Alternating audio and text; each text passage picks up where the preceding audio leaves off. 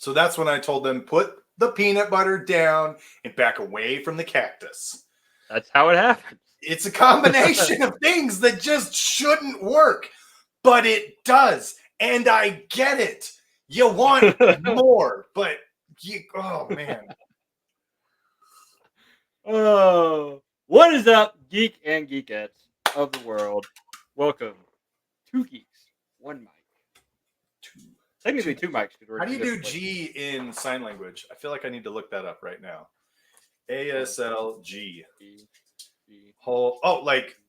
Like, wait, hold on. I'm going to do this. Yeah. We're doing it. Yeah. Boom. So we're gonna do this, right? We're gonna go 2 geeks, 1. What's M? Is M this, right? M that with his thumb through. 3. 3 fingers. Yeah. There you go. So there you go. There's our inclusion for the sign language people. Mike, and here's where we get to see in the comments about how I'm doing it wrong. That's okay. Hey, today we've got a very exciting topic to discuss. Today we're going back to our roots. Well, I don't know that does it count as going back to roots? I don't know. I mean, it was original for both of us, you know. We're going to space. Are there roots in space? The galaxy far, far away and a long, long time ago. Yeah. Did they have roots back then? There's trees. We're going to talk about Star Wars. As you guys know, the new TV show, The Acolyte, is out. And we've got 2 episodes. They released 2 episodes.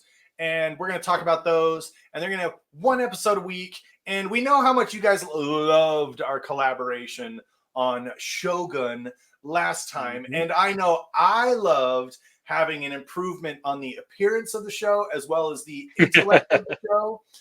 So we decided to do that again, and we're going to bring our good friend Amber from the Road to Tarvalon back to Geek HQ, and we're going to talk about the Acolyte.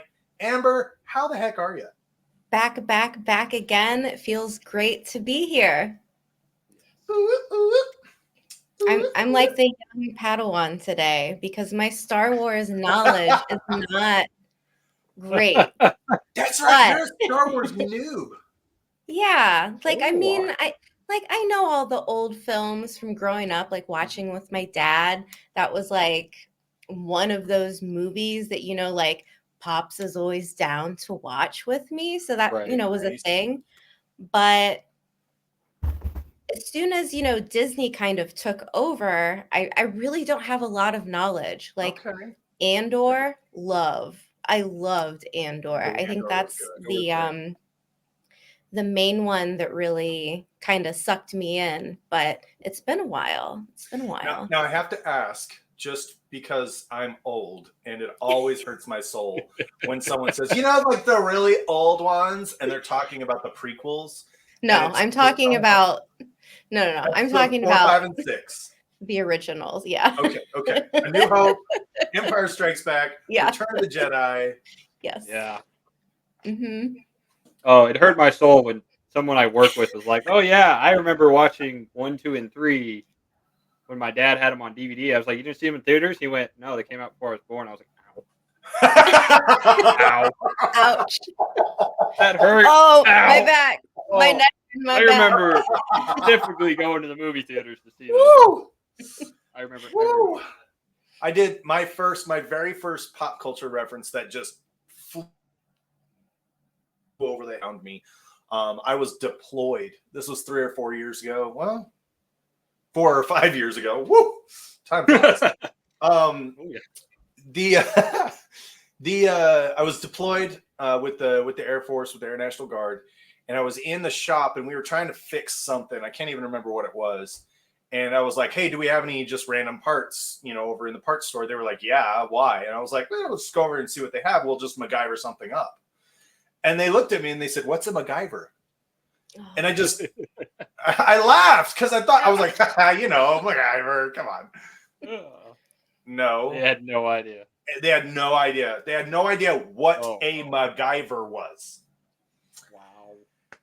So I had to explain. And I, Boom in diapers. that day, back in my day, and it was a real sobering moment.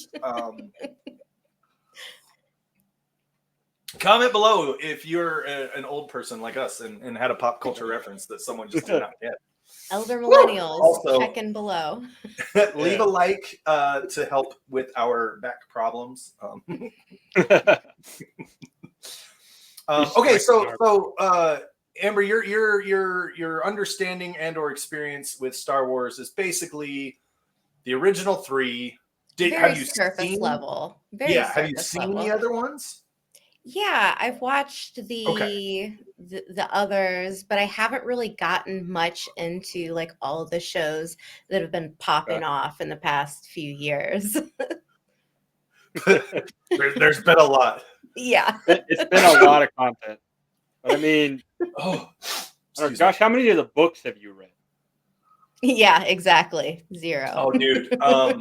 Okay, so I know I've said it before. That's where a lot of mine comes from. I've read quite a few books. And I'll say it again. Legend series, and now I'm gonna sneeze again. I used to work at Hastings, which is another old people thing apparently because they closed down decades ago. But I used to work at a Hastings, and one of the benefits of working at a Hastings was you got 1 free book a week, and it had to be a soft cover, like a softback, and they would tear off the front cover and be like, because that's what they used to like inventory their waste.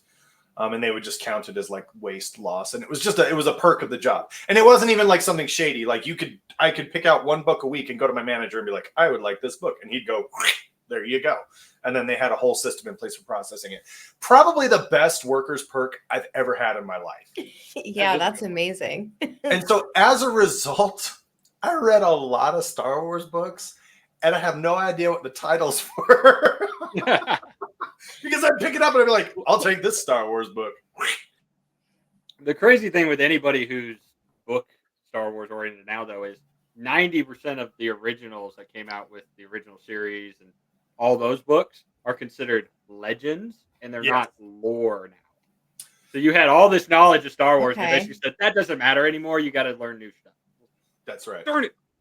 But the more recent stuff, the High Republic, which Acolyte brings in and all that, these lightsaber hilts from Savi's workshop in Disney, these are the 2 that are High Republic inspired, which I guess maybe I could. Well, they're Jedi Knight Temple, High Republic. Yeah. I should have. Dang it! I should have worn my Star Tours shirt from Disney. Oh, there you go. Have you ever Disney Paris? Yes. Should have gone full Jedi. We got the robe. If I go there, when I make it over to Europe to visit you, we have to hop a train and go to Disney Paris. I want to go to Disney Paris. Oh, hell yeah. Star Tours was a gem, a national treasure. Sadly, it was all in French, so I didn't know what was being said, but it was great. I can only imagine it now because they updated it since the last time we. How do you say, hyperdrive? I don't know. In French. Hyperdrive. Yeah. Rebel spy. Je suis un rebel spy. I don't know. But we're not talking about Star Tours is really great though, by the way. I once rode Star Tours like 10 times in a row trying to be the rebel spy. Never. And I think they finally took pity on me and they were like, let this guy be the spy. He has been on this ride all day. So one time in my life, I have been the rebel spy, which means I officially am a part of the Rebel Alliance. You're welcome. But we're not talking about Star Tours. We're not talking about Disney. We're talking about Star Wars. And more recently, we're talking about the Acolyte. It is a new TV series. It is a new Star Wars TV series. And if you've heard nothing about it, where have you been living? Under which rock? And is there room for another one? And do you want a roommate? But going into the show, Amber, let's start with you. As someone with, less knowledge of the Force, What were your sort of expectations? What were you excited about? What were you worried about? Like, put us in your mind going into the show. So going in, I had not watched a single trailer, went in totally blind. So Yes. it starts out kind of in this very murder mystery-esque landscape where it's like, okay, like we're going full crime scene, Law and Order meets Star Wars. And you get like this first scene, right? And it's very interesting because at first, the first look of it, there's something about May, who we learn is May, not Osha. But there's something about her where she's presented in a very villainous way, but there's obviously like something in the background here. She doesn't seem like a bad person, but like she's been provoked into doing this. And that's kind of like the mystery. They kind of abandon the mystery of the whodunit immediately in the second episode, but that overarching mystery of like why, like what's the reason, how did she survive, why are they both assuming the other twin is dead. So like there's a lot of the backstory we haven't gotten yet, but I mean essentially going in, that's the hook, right? I thought that was fine. It was interesting. I really really enjoyed everyone in the cast. All of the actors are great. I really enjoyed that. The stunt choreo, all of the fights was really good too. So yeah, like with this one, I'm very, very relaxed, like kick back. Had no idea what to expect, but mostly I'm trying to like get into the headspace of, can we trust the Jedis? Is there a reason why May is like something messed up happened here? So there's like this question mark, and it feels like very different than what you would typically see in Star Wars, because the Jedis are the good guys. So like what's this mystery all about? Eamon, what about you? Like, where you sit down to watch it, you and I are freaks when it comes to Star Wars. You sit down and watch it. What's your thoughts as you're pressing play on episode 1 of The Acolyte? So I went in with a totally open mind. Obviously, I've seen everything that's come out, and all the people try to down it or whatever they want to do because they think Disney's ruining Star Wars. I don't believe that at all. It still has George Lucas in it, so I'm fine with that. I was super, super excited for the High Republic part of this because I've been reading through that series but as everybody knows, I'm a slow reader. It's going to take me forever. But the High Republic is one of my favorite eras, which I don't think gets enough credit for Star Wars. So finally being able to see that on film is amazing because I think their flashy gold robes and the more we're Jedi and we look this way for a reason is so great. So the costuming, all the scenery and everything is so good. I just love that we have the technology now to literally make everything come alive. It's so great. I did love the choreography. The fighting was so much greater. I love the fact because there's the thought process in Star Wars where if you're going into a fight, you pull your lightsaber every single time. Yeah, they always pulling their lightsaber. But if you read the High Republic books, they actually do mention how the thought process then at that point was if you're pulling your lightsaber, it's because you're going to kill someone. So it's your last resort because Jedi don't want to. So they do try to fight defense, talk through it more than just straight up pulling a lightsaber and going to town. So I loved the more fighting choreography, using the Force to actually hold off attacks, and then just the whole storyline behind it. People have been saying the story is weak. I think it has a strong way. It's the first 2 episodes. You got to give it time. Yeah, this is the intro. Like, it's fine. This intro, every pilot episode is like, well, that was boring. I think it's very, I don't know. I think it's very unfair to judge the series as a whole based on the first 2 episodes. It's so dumb. But I mean, I hate it when people do it. But if you've already made up your mind about this series, you might be the problem. You did it before you hit play. Just saying. Yeah. Did it before you hit play. There's no way. But I love it. I love the more diversity of the Jedi. We've got, that typical one you see. Then you've got the one who's acting kind of funky and weird because he's like trying to figure out his new role as a knight. Yord. The fresh Jedi Knight. I love him so much.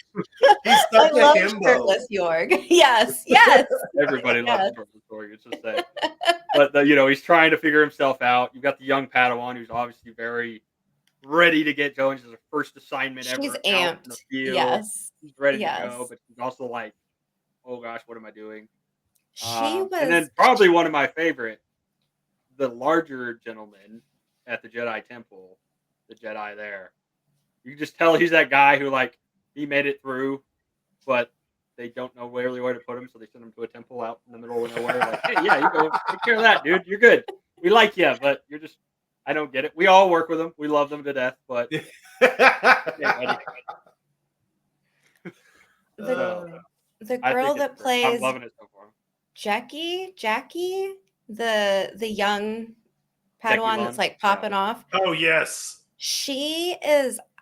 I saw her when it came out in theaters, Logan, the Wolverine movie, and she was like the co-star pretty much of that movie. She was much younger, but she's incredible. Like she's extremely talented. Yes, she is. She was an amazing X-23, like brilliant. And I love her, like as you're saying, like they'll come into a room and she'll just be popping off with, they wrote her as a Padawan so well because she is she's got real like Ravenclaw energy, like she's smart and she knows it. Yeah. It's great. So confident in her abilities, and I love it. My kind of impressions going into the series is I was cautiously optimistic because I love Star Wars. I enjoy all the movies, every single one. And while there are some that definitely are better than others, one thing that I've not appreciated is the conversation around Star Wars has gotten real nasty. So I kind of have disconnected myself from that and just been like, you know what? You guys can hate everything. Just sit over there in your corner and hate everything. I'm going to try and go into the Acolyte. And I had a couple of concerns based on some of the information I saw. And that's when I just kind of was like, nope, I'm out. I'm done with this. I'm not playing this game. And I came in and started watching. And I think I sent out a tweet. I was like, I'm 5 minutes into this show and I'm loving it. It was really, really great. I think they've stepped up their game in a really big way. And one of the concepts, one of the things that I hate in revisiting old classics, and Star Trek is my perfect example of this. This is not me hating on Star Trek. It's not a Star Trek versus Star Wars argument. We love them both. But when you have the original Star Trek way back in the day, screens are this big, buttons are big and glowy, and all the things, and then it's like cool, that's the technology that they had. They wanted to make it look really cool, and that's what they could do back in the 60s and 70s. Well, now you've got a TV series with Captain Pike, who was the captain of the Enterprise before Kirk was, and it's like, wait a minute, this is not the same ship. Like the technology is clearly better than what it was in the original show. And whilst I have to okay, I get it. It modernized, even though it's just the thing you have to play to the modern audience. I get it, but it bothers me from a timeline perspective. Now, yes,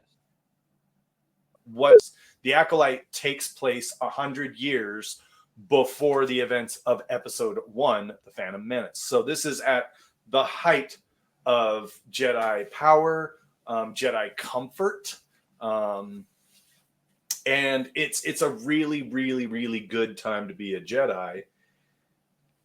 And like you were pointing out, Eamon, they don't just immediately draw their lightsabers every single time there's a conflict. Like they did a really great job of evolving the presentation of the Jedi Order in a way that makes sense chronologically.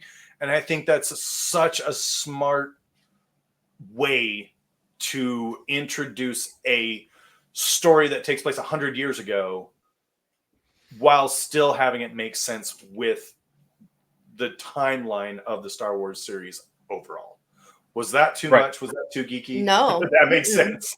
No, I'm agreeing, because even my surface level knowledge of Star Wars, I do think it is very compelling to go back to a different time era where things are much different.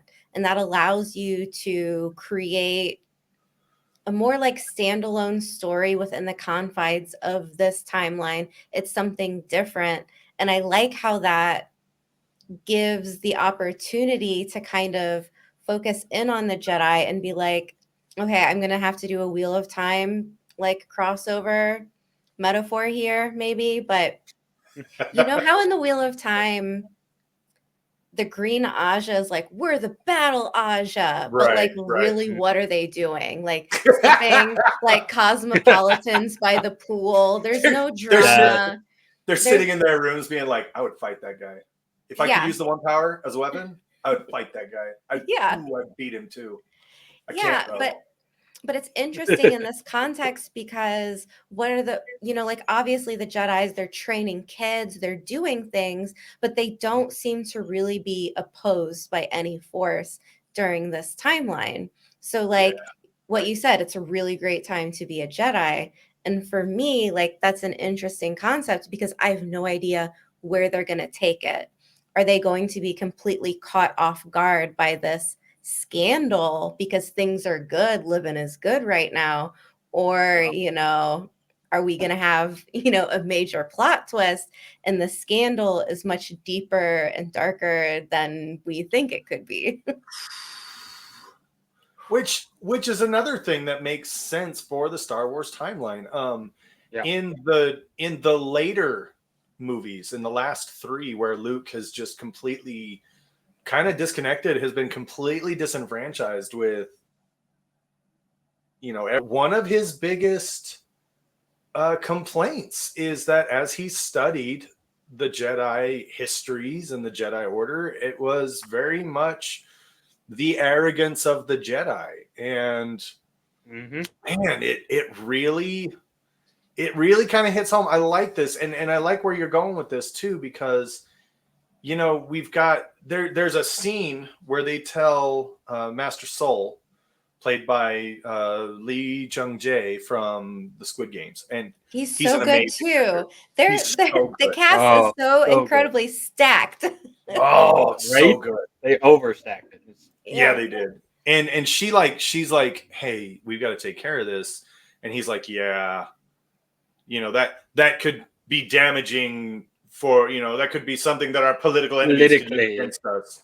And it's like, wait, I thought this was the High Republic. I thought this was peace. Like, why are we worried about political gain? And it starts feeding that seed of those who have power fear to lose it, which is a Sith ideal.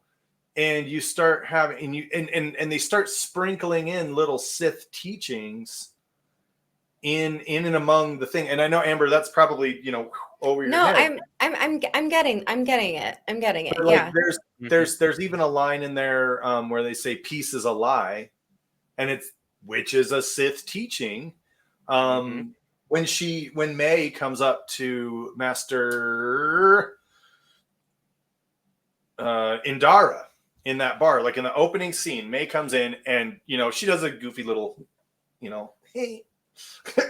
I will admit, when I saw that, when she's like comes up to the table in front of all these people and is like, attack me with all of your strength, I was like, girl, okay, a little dramatic, but okay. And then it turned out to be a really, really, really great fight scene. Like, it was super good.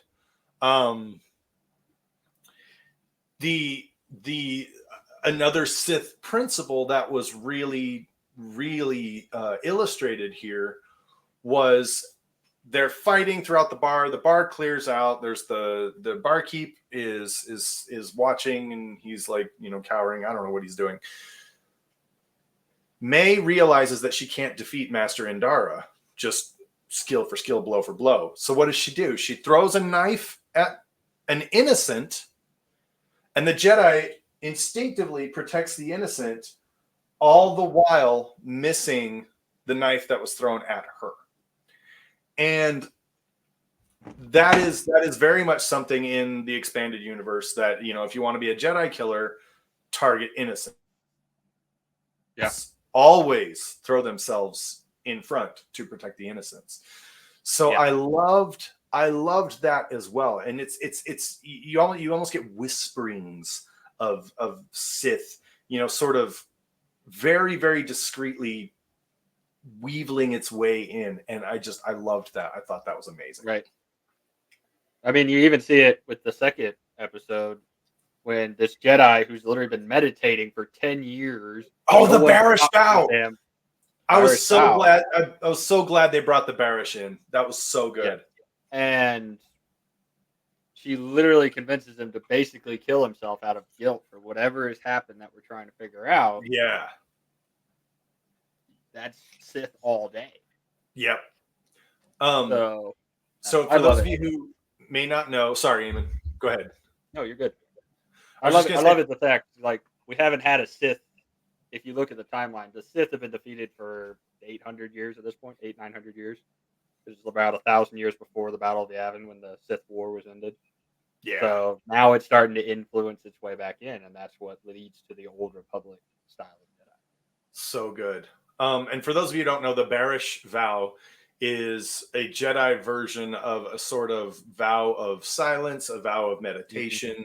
Mm-hmm. And it's for Jedi who it's a penance, right? It's something that Jedi do when they feel they've done something, when they've made a mistake, when they've done something wrong that they need to atone for.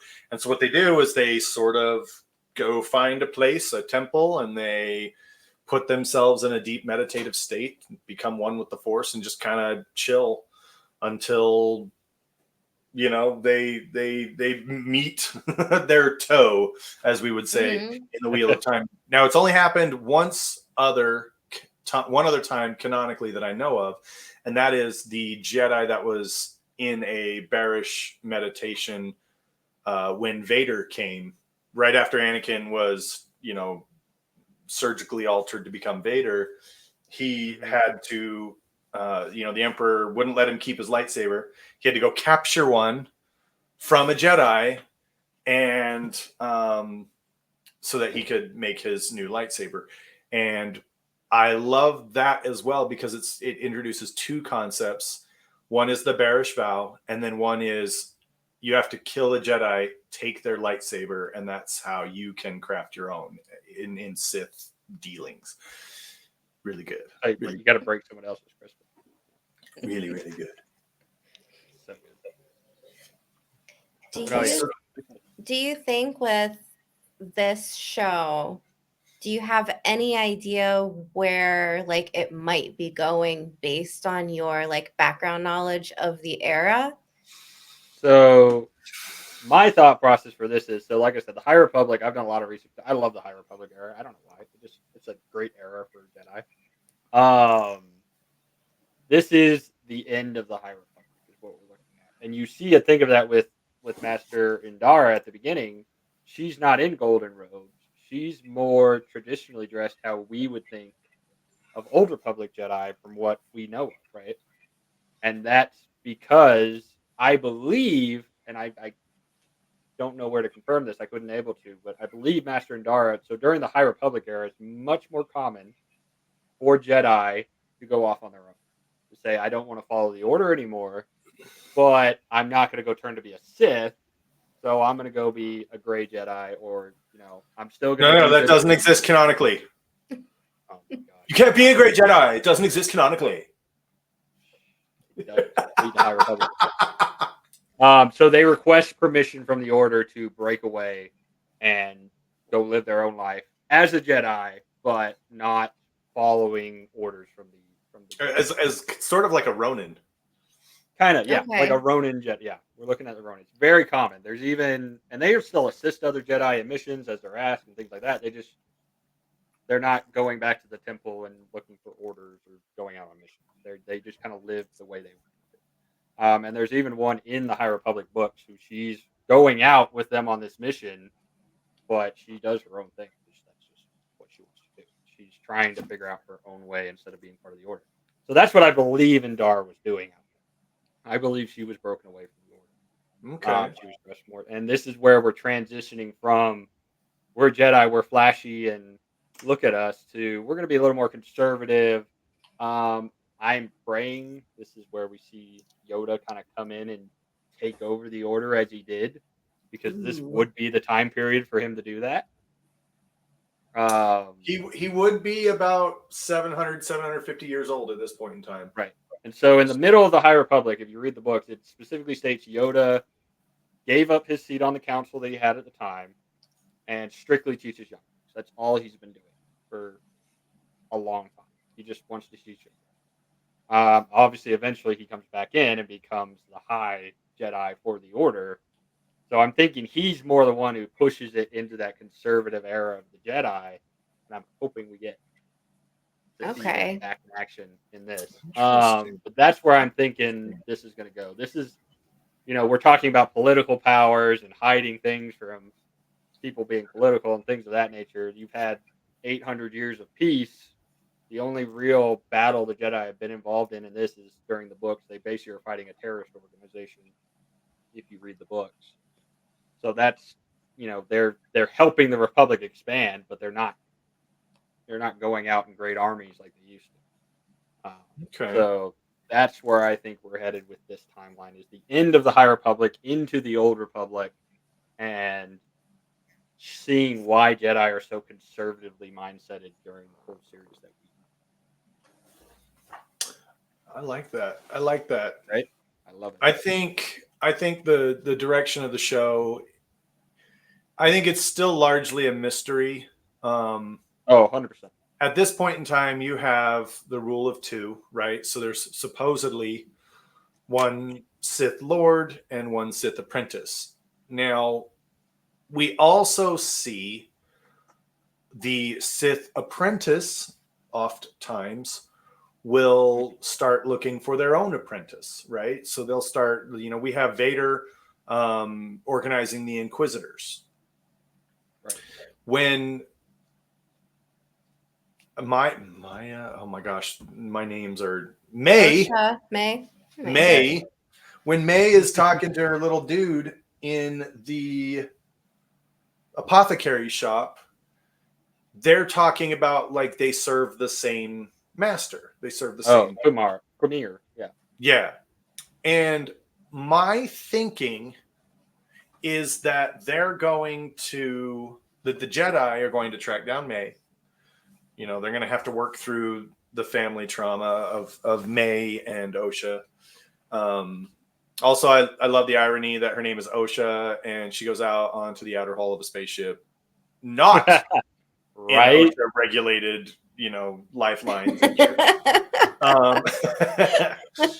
But whatever. Nice move there, Lucasfilms.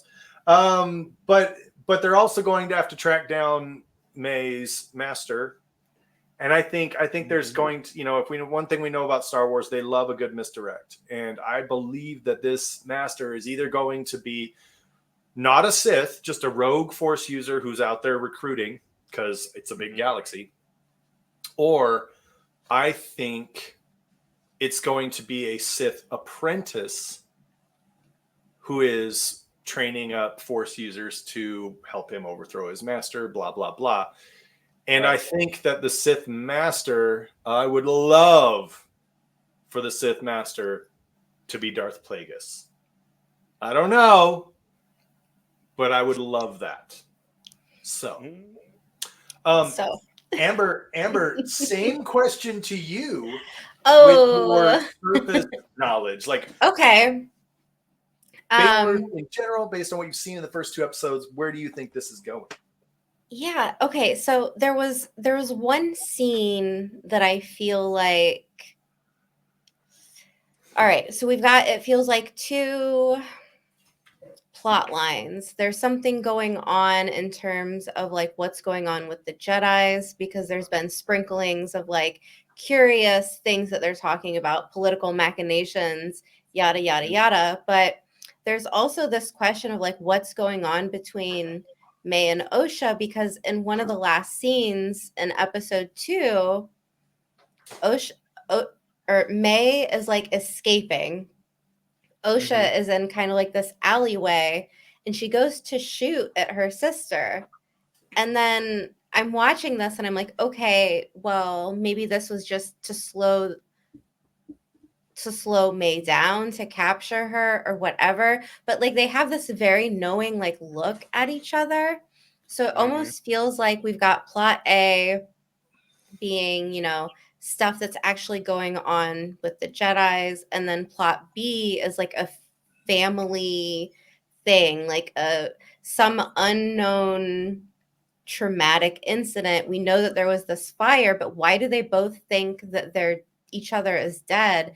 Especially when I believe Soul said, like, I watched her die. Like, we watched her die. So, like, something had to have happened that's going to link these two plot lines together, I think, obviously. And on top of that, this whole like mystery aspect to it, I'm not sure if they're going to carry that all the way through, or if it's going to be like a mid-season, you know, climax where like the questions are answered, but then everything after that is like the downfall. Like you get to like a climax and then it's like, okay, well, this is what happened.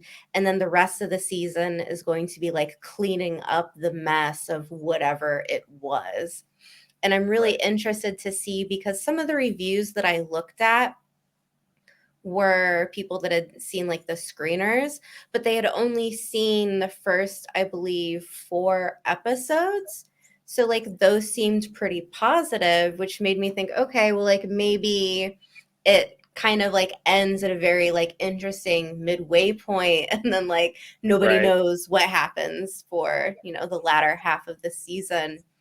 And I think they've got some interesting little twists going on, and I'm really excited too. I love that they did this personally, because so May escapes, right? And I'm sitting here thinking like, oh man, we're gonna have like a whole nother episode where it's like we gotta like re-coordinate and find our next plan of attack. No, they did not do that. Snap the fingers. They do the olden-timey Star Wars like slide to the next scene with the editing, which I love. And then we're right there, we're on her trail, we're going after her, and it's like quick. And I do appreciate that. You bring up 2 things that I absolutely love, that I want to address, because Star Wars is so much more than just the story of Star Wars, right? And this is the essence that George Lucas was trying to capture in Episode 1, when you know, everybody made fun of, you know, oh, George Lucas on the set of Episode 1 and it was just a green room, you know, ha ha ha, funny. But what people fail to recognize, and what people failed to recognize then and what they recognize now, is that a lot of the technology that went into making that movie was cutting edge at the time, and they did a really good job with it. Like the CGI holds up well to this day.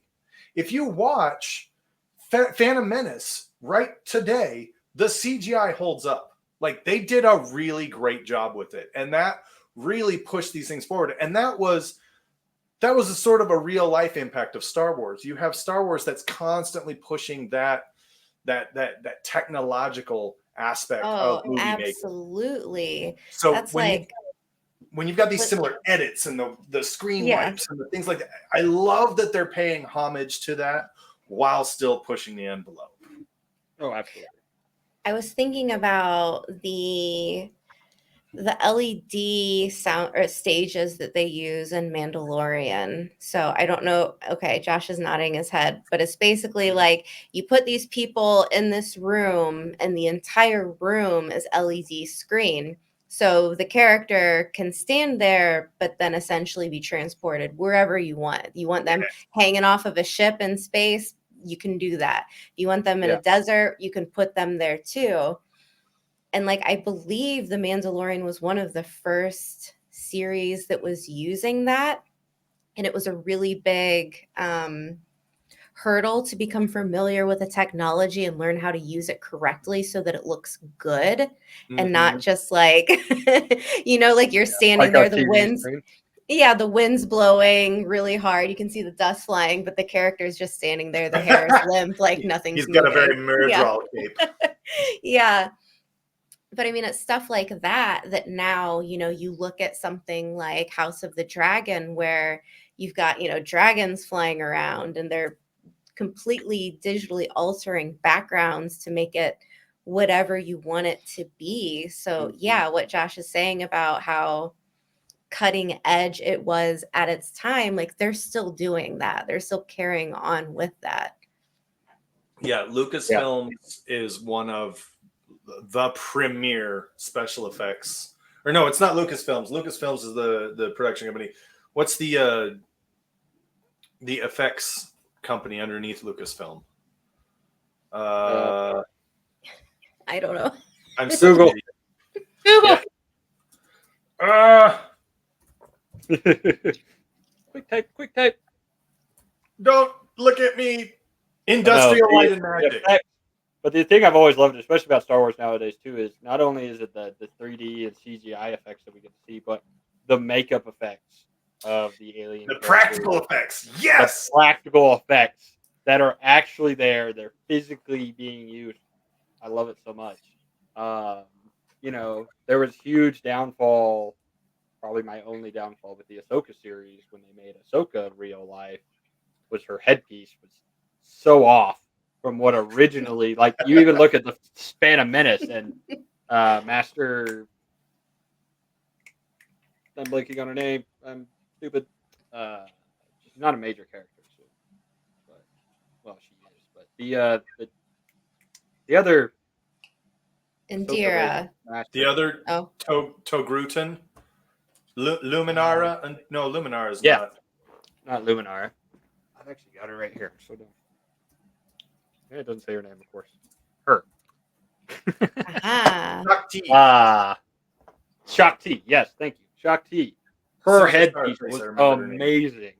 But she didn't have as much action scenes, so I can see why they had to play it down a little bit. Because you can even see in the second movie, if you watch it closely, Kit Fisto's head piece is coming off as he's doing all his fighting, and you can see his hair sticking out. Oh no. So obviously there's a lot of practical effects that you've got to take care of. But I mean, the Wookiee Jedi at the very end. Dude, I'm so excited about that. I'm so excited about her. My very surface level statement about him at the end was like how freaking nimble he was. He was like a spider monkey. I'm here for it. I am so excited. So, Eamon, you were talking earlier about like the diversity of the Jedi cast, and I love that because I mean, if for no other reason, we're getting to see the third Wookiee Force user that I am aware of. There's the little Padawan in I think it was Rebels, Clone Wars, or Clone Wars. Thank you. Clone Wars, and then actually just showed up in Bad Batch as well. And then So and then there was one that I knew of in the books, and so this makes the most recent addition there. And I know you what? I know of 4. So we have this one, the more recent edition. We have Gingy or whatever. So he's from the Clone Wars, and then makes an appearance in the Bad Batch as one of the few Jedi that have survived Order 66. Right. And then you've got one in the High Republic books who's a Padawan, which I'm going to have to go back and look up their name because I'm wondering if it's Klonaki. I'm not sure. Ooh, what if it is? That would be really cool. And then there's a 4th one in the High Republic books as well who you mentioned, just like a master who kind of like walks through, but not really in the series. Can I ask a but question? They are about... rarer. Yes. So no, we don't allow questions. Especially not from No. girls. And let's delete Josh from the show. No, okay. So hear me out. Is there your opinion? Because I've got nothing. What could a Wookiee possibly do to get himself on a death list, on this kill list? Do you think that there's something like, I mean, because she seems to be taking out like Jedis and, So, there's a whole human aspect to it. But like, are they really so out there causing chaos? the thought, probably not. But the thought process, so it was 4 Jedi on her list, right? You Yeah. had Dara, you had the Master Soul. in the Temple, you have Soul, and then you have the Wookiee. Supposedly, these were the 4 Jedi. So during this time of the High Republic, Jedi are stationed throughout the galaxy. You have Mhm. random stations on planets that's generally manned by 1 or 2 master, maybe a master, a couple knights, and then generally like a Padawan or something like that who's learning, and that's his station. So generally, there's probably 3 or 4 Jedi who take care. They're either stationed on that planet, and then they take care of the whole sector.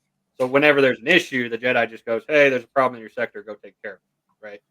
Okay. So that's my thought process. These 4 Jedi were on the planet Bindok, which is where the twins are from. Mm-hmm. Something happened. We're not sure what.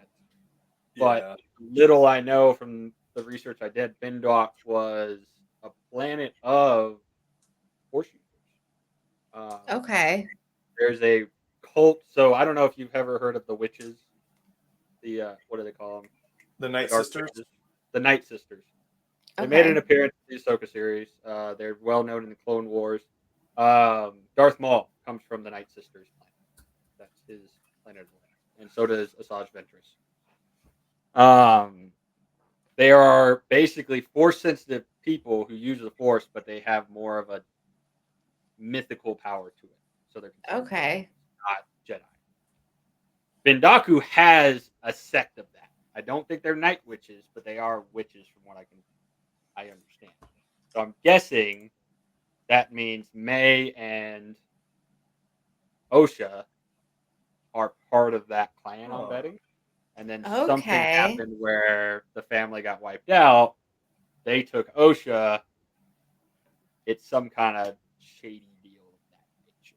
That's The plot, yeah, the plot thickens because yeah. well, it almost feels like there had to be some type of like trick of the mind to make both of these women think that they've seen each other die. You know? Well, first off, I'm wondering. You say that this is the planet of Force users, and I'm wondering if this is sort of their nod Force to. sensitive. They're probably not full on Force users, but they are. Yeah. I'm wondering if this is their nod to the Miraluka, who is a species in the Knights of the Old Republic game, which makes me happy. There's a character who hasn't been shown yet. Yeah. She pops up when you look it up. Mother Anisha, leader of a mysterious in the coven of Acolyte? witches. Yeah. Oh. Mother of a mysterious coven of witches on Bendaku who value their independence and preservation of their beliefs and power. Yeah, that sounds like another thing to point out. Obviously, Jedi Knights or Jedi Padawans are brought into the temple generally as toddlers, so they don't remember their families. They don't know who their parents are. They're clean slates. That's how the Jedi like training. Yeah. Well, I mean, it's so very similar to like, even But like the military, you gotta shave the hair, Yeah, take away everything of your independence. Really yeah. But this is a full lifestyle, right? Mm-hmm. But there are so many references of children being brought in later than that. Anakin. Now we've got May, Obi-Wan, or Osha. Obi-Wan is known to have been brought in after the age of normal. Who else? I feel like there's more. But there's definitely more. There's so many references to that. What's his name from Rebels? Oh, Ezra. Yeah, Ezra. Yeah, Ezra Bridger. Ezra technically is kind of a fluke though because he came after the Jedi were wiped out. Well, but still, he started the training. But still, true. And then you got to think every person that Luke trained probably had that sense because Ben knew who his parents were. So the fact that she wasn't turned over to the Order, even though there were Jedi on this planet, probably speaks to the fact that this cult group society didn't want their kids and kept them away from it. We keep jumping And around. it is still a something. choice of the parents. Yeah.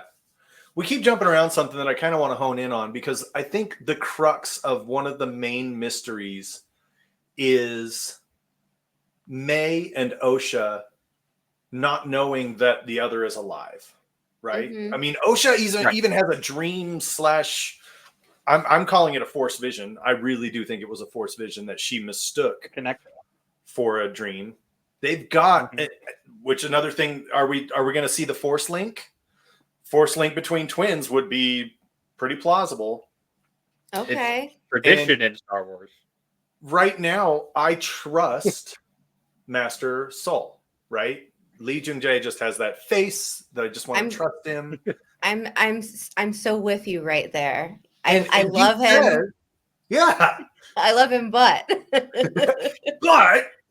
and this is the beauty of the show. But he says straight up, he's got that 1,000-mile stare. He says, "I tried to save her. I did. I watched her burn." Now, a couple of different things. The simplest one is that he's lying, or that he's mistaken. He thought it was her, whatever. But who else watched someone burn? Obi-Wan. He watched Anakin burn. And this is another reason why I'm kind of saying, hey, this could be a Plagueis situation. This could be Darth Plagueis. Because if she really did burn, Master Soul saw her burn, and then Darth Plagueis scooped up and used the Force to heal her and bring her into his secret order. Yeah. That would be pretty plausible. And, you'd still have Jedi who are trustworthy and at least believe in what they're doing, even if it might be misguided. So I think one of the big mysteries is, what's the deal here with this connection? And then Amber, like you pointed out, Osha couldn't stun May. It was a stun. Osha still believes in the Jedi. Osha's helping the Jedi. Osha's helping the Jedi. My sister. But she doesn't stun her sister, lets her sister go. And it's like, why? Yeah. What's happening right now? This is I love the point. A curve. Yeah. I love to point out, though, the tradition of twins having a huge connection in Star Wars is a huge thing. Yes. You have Luke and Leia. You have Tipley and Tiplar, who were Jedi generals during the Clone Wars, had a huge connection. They could literally tell what the other one was about to do before they did it, because they were that close to that's why they fought together so well.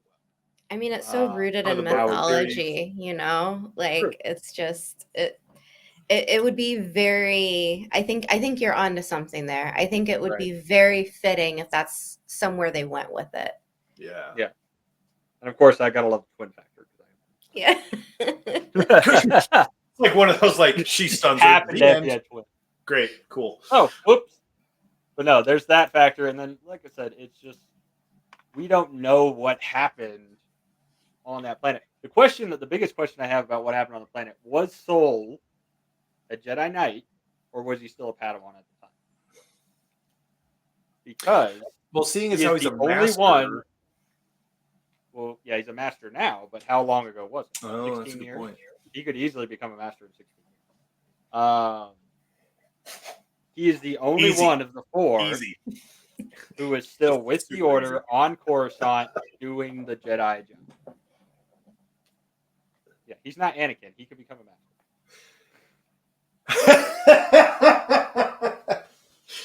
So he's the only one who stuck it out with the Jedi. Everybody else left in some form or fashion. The Wookiee seems to be a hermit by himself. Doesn't want anything to do with it. So, does he truly know what happened, or was he a Padawan who saw what happened, thought that was the story, things got hidden from him by his master, and then he got... And maybe that's when he became a knight, and that's why he was able to take Osha as his Padawan. Oh, no. Oh, no. I don't like the... I just had a theory pop into my head. Let's go. Let's go. Don't like how much sense Love it. Love it. Get it? Give it. Master Soul is the one coordinating these attacks. Oh. We love him. Very. He's so sweet and he's so nice, and we want to trust his sweet face. And he's the only one who is at the Jedi Temple. He didn't leave like the rest of them did. It feels like a perfect sort of snake in the grass type scenario where everybody, because here's the other thing. Everybody else left to solitude and isolation. Master Indara clearly has no problem busting out a lightsaber and being like, yeah, I will kill you. Like, I'm not going to play this game with you. The dude who was doing the Barash Vow straight up said, I've been waiting for you. Like, cool. Yeah. I'm so sorry what happened. I feel guilt about this whole time. Thank you for forgiveness. Now, we haven't seen the Wookiees' response yet. No. But Lee Jung-jae is the only one who's like, yes, I've made my peace with that. And he's lying about watching May burn. What if the peace he made with it is that he's trained May in the Force and is now sending her to the other Jedi who he perceives as being the ones who are responsible for whatever tragedy that happened? This would also explain why Indara had so much like an actual conflict with her and was pressed hard enough to draw her lightsaber. And Saul is just like, what's up? Dancing around her like it's nothing. He had no problem. No.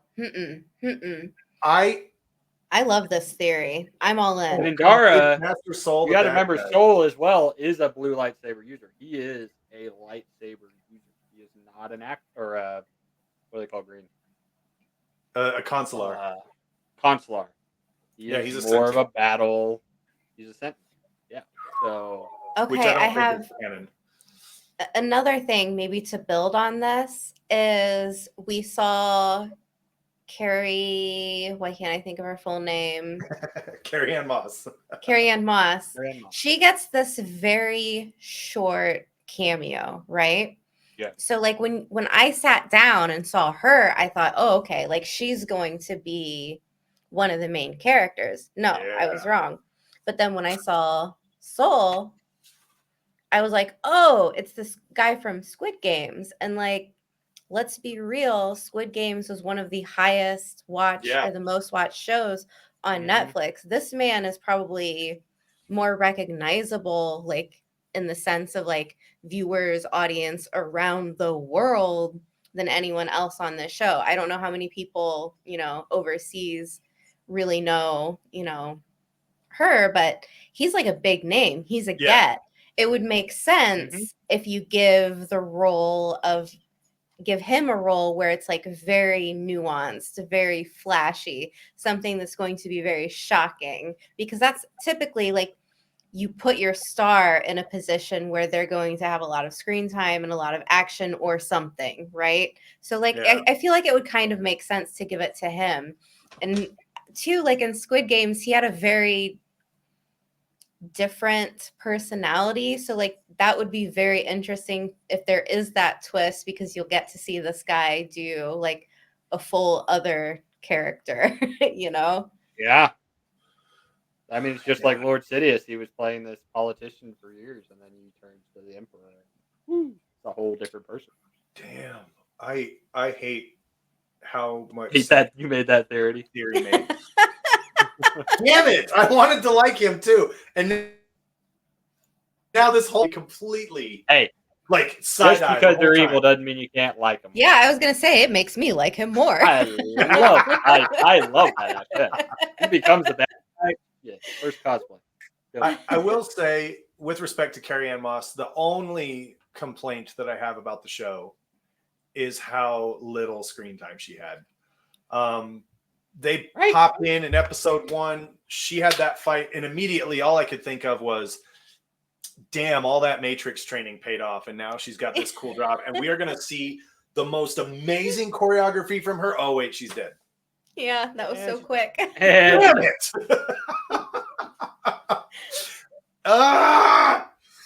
But she was amazing. I'm sad we don't get to see more of her, unless maybe she comes back as a Force ghost. I don't know. So does this mean the next episode not we're all possible yet. going to be watching for inconsistencies with Soul, right? Like, Or maybe that Right? maybe flashbacks. yeah, I'm looking for the secret hand signs. yeah. That's right. Gotta have them. Yeah, because you got to think, even if he was a Jedi Knight at the time, he probably was a young Jedi Knight, like the new guy. So who knows what influence? Like York. And that's why he tried to train Osha, but then Indara said, "No, we need to get rid of her. She's not Jedi material." You know, it would be so weird and so wild if this was like some type of like experiment where they're like, okay, like you got two twins, you bring them up in different types of, upbringings and different types of training. Who's going to be the they better? actually saved both of them, but let's see.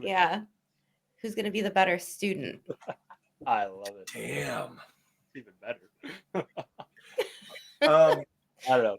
That got twisted. Sorry, guys. No, you're good. You're good. Also, as my final sort of thing here, I want a pip droid. Oh, I want one. Oh, the little pip. I want one so bad. I want. I don't have those at Galaxy's Edge by the end of the year. I'm gonna be mad. I need one that's like Bluetooth speaker that has maybe it's a Wi-Fi hotspot as well. Maybe I need one. I need a pip droid that's everything. Just all the things that you can do with it. Just put it in there. It has everything. I bet it has a skyhook even, like probably. It's got it all. I want one so bad. I need it. Amber, give us your review of the first two episodes and your thoughts for episode 3 and what you're excited to see. Geek Splatchy giving it. Okay.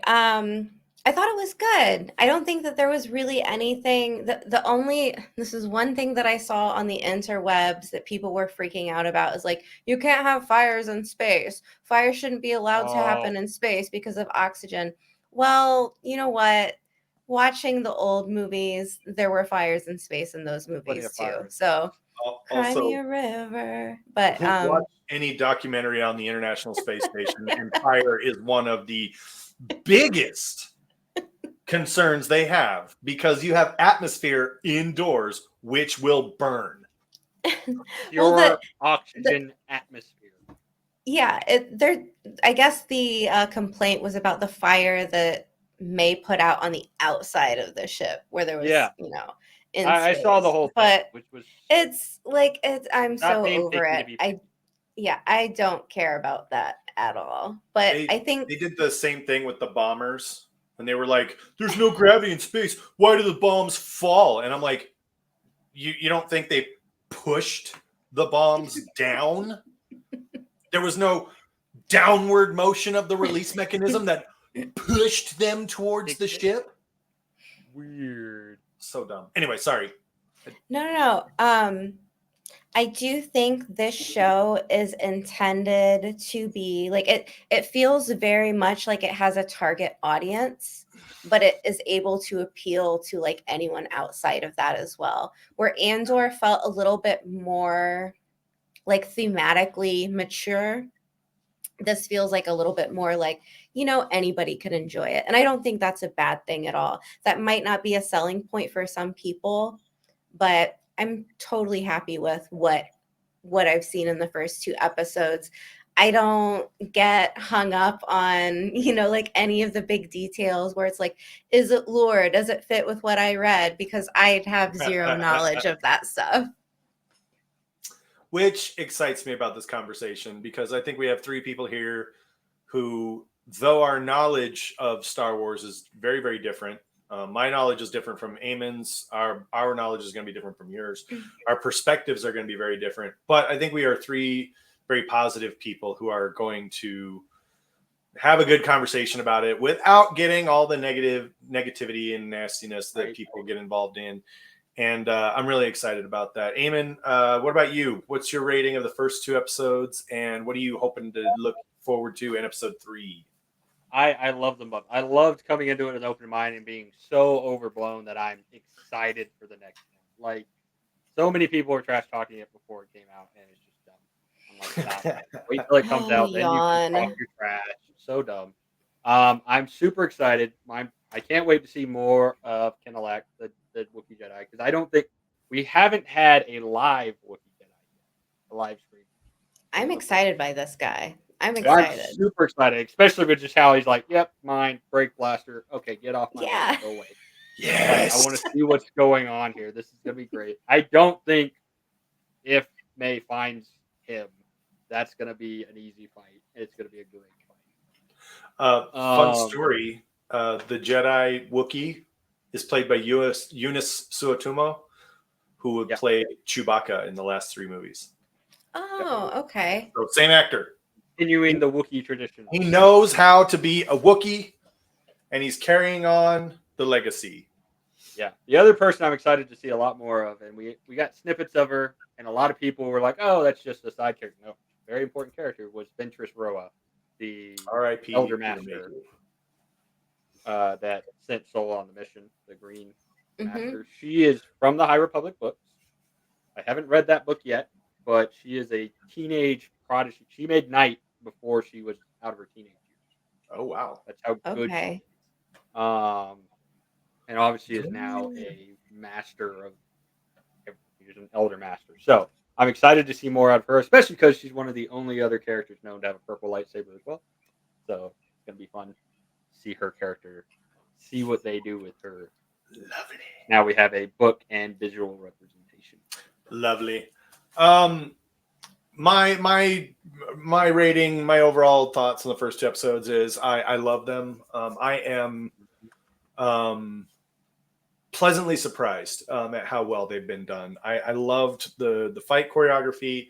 I loved the camera work. Like, it was just a really well made show. And so far, the story has a strong introduction. I know we're still introducing people. I know we're introducing plots. And so far, I think that's very, very strongly represented, and I'm really, really happy about that. I'm really looking forward to see what they do with episode 3 with the Wookiee Jedi. I'm real excited about that. I can't wait for that episode to come out, and I hope that the series continues on with the good story that we're getting. I'm really hopeful for that. Hear, hear. Yeah. So thank you all for being here. Thank you all for watching. Let us know what you think about the Acolyte. And before we go, Amber, our good friend on the road to Tarvalon, tell everybody where they can find you and what you do, and that they need to go like and subscribe to your channel. Yeah. So Road to Tarvalon. You can find me there on YouTube, cover a lot of Wheel of Time, some other fantasy, and some sci-fi as well. I've mostly, like, right now I'm kind of in my like TV show era, like reading on the side. So I've been reviewing and covering multiple different shows with friends like I'm doing here. So yeah. Love it. Perfect. And Eamon, just for accountability purposes, what's your progress like on the Chronicles of Prydain? How are you? What chapter are you on in the Book of 3? Oh, like 4 or 5. I'm not that deep. But I am simultaneously reading it with the first book of the Wheel of Time. So my first That's true. Wheel of Time, I'm working. Haha. So, oh yes, I've been caught. I've been captured. So I'm working on that, and now I feel like I need to get back into High Republic as well. So I just got you do. Too many books in the stack. I keep thinking about. Did you ever play Old Republic, the MMORPG online? Yeah, a little bit, not too much. I have my own corporation, so as well as a pretty badass Jedi Sentinel. So if you want to start playing again, we could live stream that. Live streams. Jedi Outlaws comes out here soon too. That's right. It's going to be a good one too. It's going to be good. Thank you all for tuning in. Please leave a like on this video. Please hit subscribe and ring the bell so you don't miss any of our geeky goodness. We're going to be covering episode 3 again next week, but we're going to be doing that over on Amber's channel, The Road to Tarvalon, on YouTube, which is another reason why you need to subscribe to her channel so you don't miss episode 3. And wherever you are out there, I hope that you leave here just a little bit more geeky than you were when you first started. From all of us here at 2 Geeks, 1 Mic, thank you. Stay geeky. Bam!